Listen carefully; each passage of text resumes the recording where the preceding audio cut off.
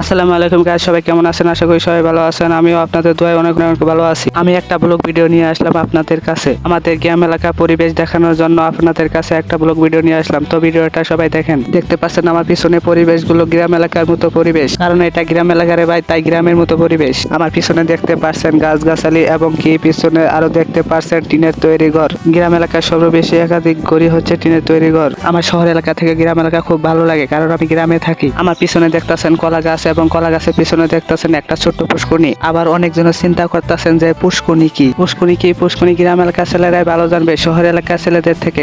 এমন আবার কথা না যে গ্রাম এলাকার ছেলেরাই পুষ্করণী ভালো জানে। হ্যাঁ, শহর এলাকায় কিছু লোক আছে যারা পুষ্করণী জানে, কিন্তু শহর এলাকার ছেলেদের থেকে গ্রাম এলাকার ছেলেরা অনেক ভালো জানে। আর আমার পিছনে দেখতে পাচ্ছেন বাঁশে ঝাড়। আর আপনি বাঁশ খেয়ে ভালোবাসতে শিখুন, কারণ আপনি মুসলিম ধর্মে হয়ে থাকেন, তাহলে অবশ্যই আপনার মৃত্যুর পরে বাঁশ লাগবে। এখন আমরা গ্রাম এলাকার রাস্তায় যাব, কারণ আমরা রাস্তার পরিবেশগুলো দেখবো। তো আমরা সবাই রাস্তার পাশে যাওয়া যাক।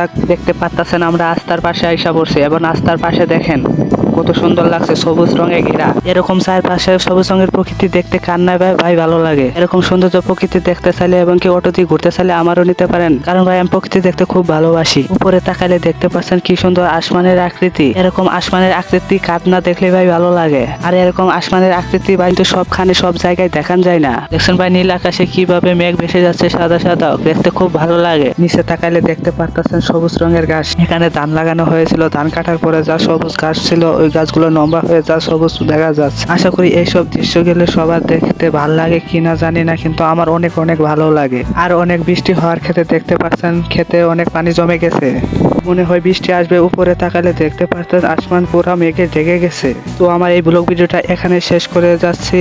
তো আমার ভিডিওটা যদি ভালো লাগে অবশ্যই লাইক কমেন্ট একটা শেয়ার করে একটা সাবস্ক্রাইব করে অবশ্যই পাশে থাকবেন। পরবর্তী নতুন একটা ব্লগিং ভিডিও নিয়ে আসবো যা আপনাদের জন্য।